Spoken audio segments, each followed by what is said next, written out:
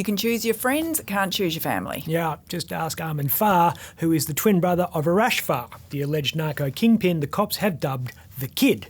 Arash stands accused of being a criminal mastermind who is feeding drugs into WA from his base in Colombia, something that even the most morally bankrupt members of our society know is going too far. We are a nation where fentanyl and all other forms of illegal drugs are easier to get than formula for our beautiful little babies. Detectives say Arash is like our own little El Chapo. Armin, on the other hand, has opted for a less controversial career.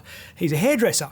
Founded the Fade Doctor in Chewett Hill. The gym is pumping, look ahead, the crowd is jumping. But apparently you can make enemies even barbering, because his business was firebombed last week by two blokes who, if what police say is right, are a long way from being the slick criminal professionals of Ocean's 11. Night goggles on. Clear. Ready, set, power. Raymond George Magistro and Patrick Lewis Hearn have been charged with arson and burglary offences. They allegedly didn't make things too hard for the police who were trying to solve this crime. A court has just heard they parked their Holden Jackaroo, registered clearly in Raymond's name, almost directly behind the building they were targeting. Coincidence. The car was seen clearly on CCTV on the night of the arson attack. Coincidence.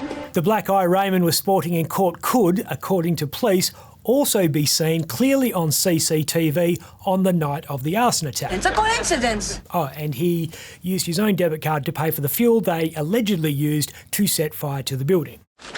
I give up. Speaking of setting fires... It was vintage Donald Trump on the hustings. He's back. Teasing his supporters with not-so-subtle clues about whether he will run for president in 2024. He talked about his nuanced foreign policy position. We are a nation that allowed Russia to devastate a country, Ukraine.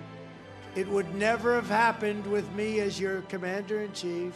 He unveiled a progressive new renewable energy policy. We are a nation whose leaders are demanding all electric cars, even though they can't go far, cost too much, and whose batteries are produced in China with materials only available in China.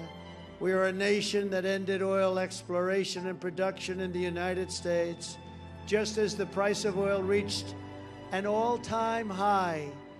What other country would do such a thing? And he bagged the guy he wants to replace. And we have a man who is the worst president in the history of our country, who is cognitively impaired, in no condition to lead. Bit harsh. Harsh, but also not entirely wrong. If it holds near and dear to you that you like to be able to... Anyway. Trump also said Biden was not only a danger to himself, he was a threat to world peace. Is now casually talking about nuclear war with Russia, which would be World War III and far more devastating than any of the previous world wars.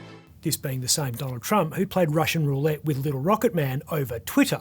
And he absolutely rammed home the point that only he could make America great again. Perhaps most importantly, we're a nation that no longer is respected or listened to anywhere around the world. We are a nation that in many ways has become a joke.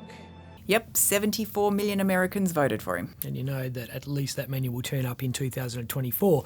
The question for the rest of the world is how many of the 81 million Americans who voted for Biden will bother lining up again in 2 years, assuming Joe makes it that far. How would you say your mental focus is? Oh, it's focused. Or is capable of a coherent sentence if he gets there. I have trouble even saying to myself, my own head, the number of years. I no more think of myself as being as old as I am than fly. That doesn't make sense. Who do you think would win? I don't think Trump will extend his vote base. You don't sit on the fence with this guy. So if Democrats can maintain their numbers, they'll get home. But what would I know? Fake news is all you get. I'm Ben Harvey. For more Up Late, click the subscribe button below.